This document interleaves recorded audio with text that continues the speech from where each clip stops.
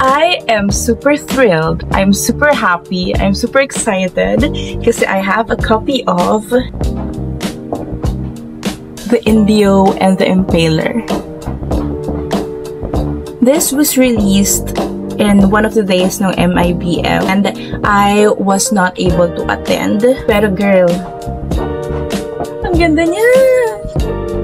And it's very interesting because this is Jose Rizal, our national hero, and this is the Dracula. Imagine an intellectual and a bloodsucker. And wait lang. These are my favorite parts. We have photo cards, posters, no, photo cards, no? Hindi lang siya wallet size na katulad ng mga fan cards or whatever. But we have this. Sobrang ganda. We have this. And finally, my favorite. Ang ganda! And this is the art of Ian Santamaria. Sobrang Latina. Balik tayo sa libro. It's not very much thick. Ganyan lang siya. Pero mabigat siya, Yung mga indie pop ko, medyo mabibigat siya. Maybe because of the material used, which gives you a clue kung gaano siya ka-good quality. Although hindi ko siya ina-annotate ng directly on the pages, but I do have notes on post-its. Sobrang cute! I did a sprint yesterday during my breaks. Tapos naka 5 chapters ako agad. I was reading The God of the Woods by Liz Moore and Catabasis by R.F. Kuang. And those books are super good. Hindi ako nabobore sa kanila.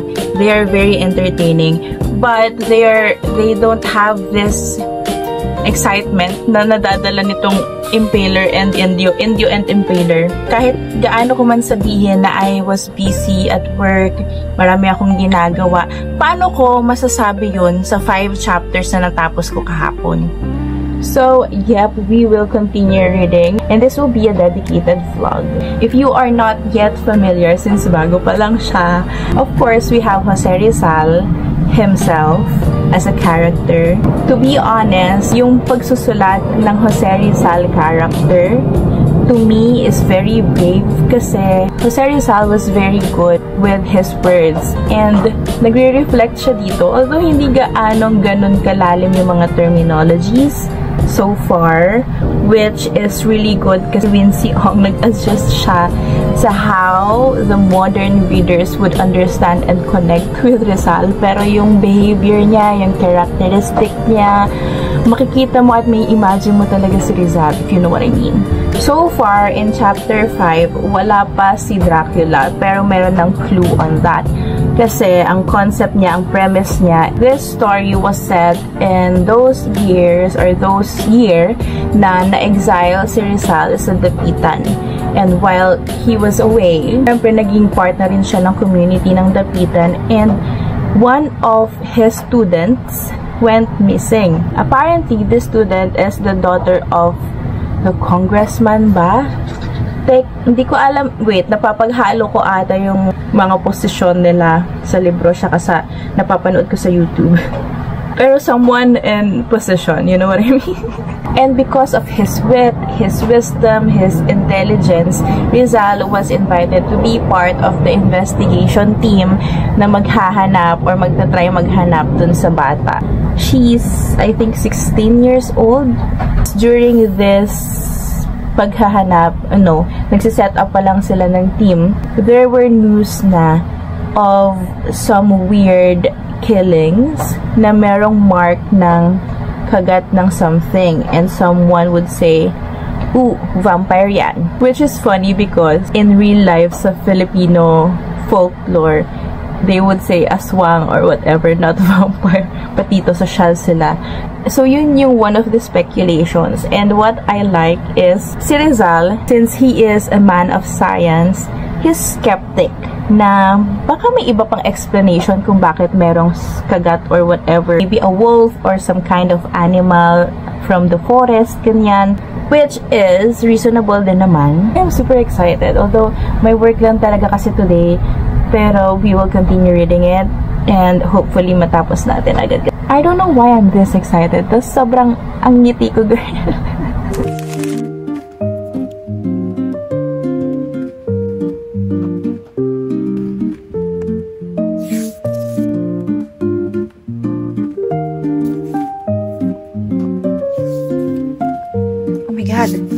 I just got an idea. What if this is like Jekyll and Hyde kind of?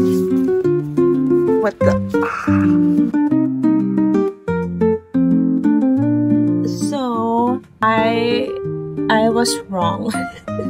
There were clues kasi. There's this quote from Rizal: "A man is like the moon. He has a side he never shows to anyone." And there's also an excerpt, a blurb here, a blurb on the cover of the book that says, "A wild and gleeful reimagining of Jose Rizal."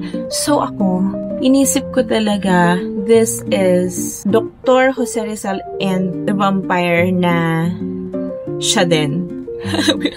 I thought there's something inspired by Dr. Jekyll and Hyde. So, mali pala ako. In chapter 10, I just finished chapter 10. Nakita na nila yung vampire. And it's so exciting kasi girl, ganito na.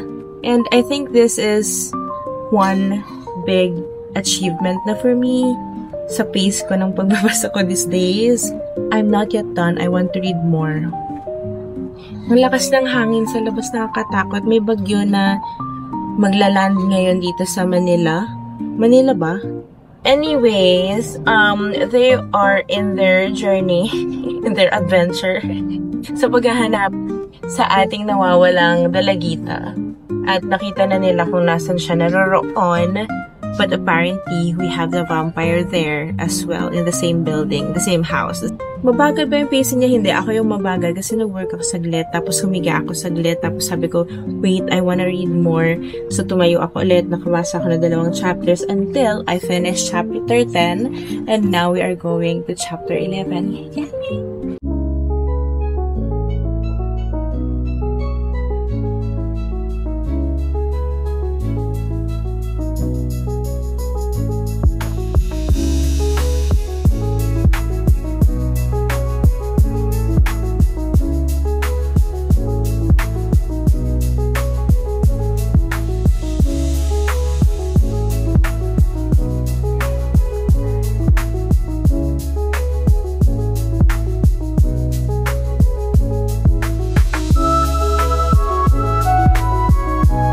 Hi!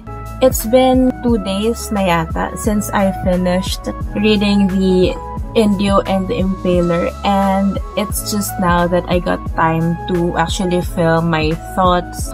Although I have written a short review na on Goodreads and social media, and also some more in-depth discussion on my blog, so I have all the links here in the description box. But anyway, I would like to also share in this vlog my opinion kasi this book is super good. It's better than I expected.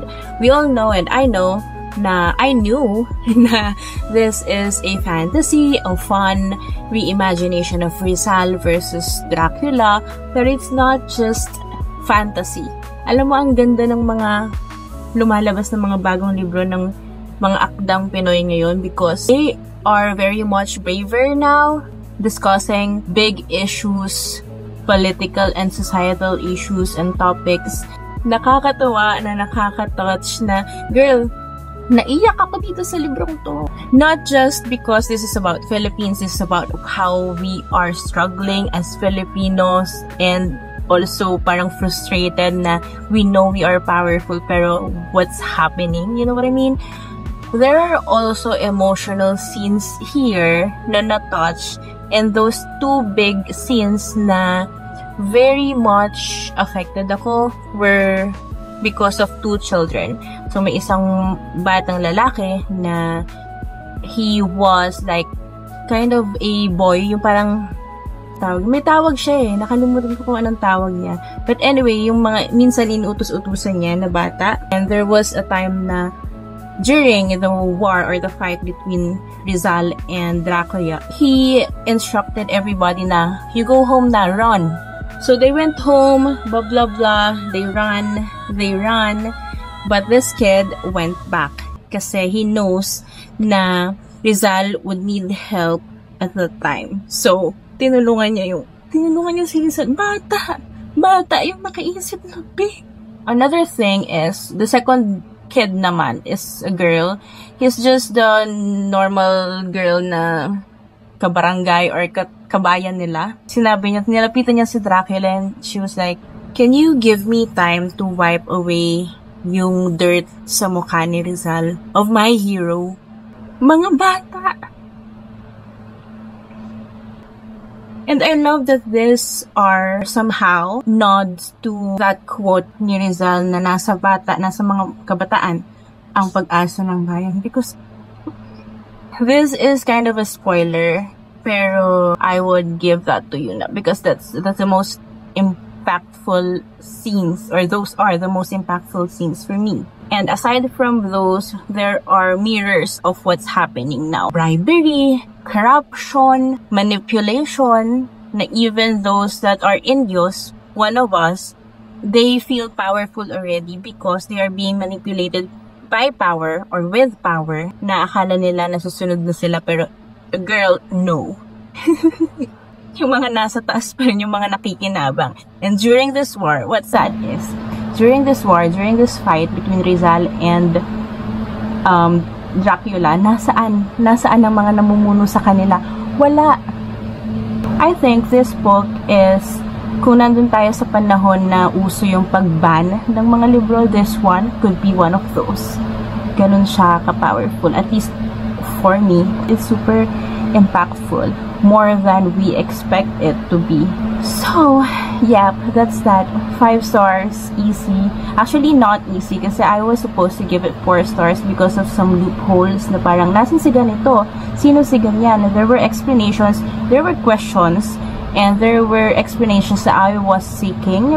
Pero if you're looking at the big picture and the big message of the book, parang maliliit na bagay na lang yun eh. So, yeah, that's 5 stars for me. I hope you enjoy this video. I don't know if mas kapakinabang ba itong video na to because I tried to minimize the spoilers as much as possible because I want you to read it. I have a link below if you don't have a copy yet, but if you do have your copy, girl, pick it up and read it. It's so good.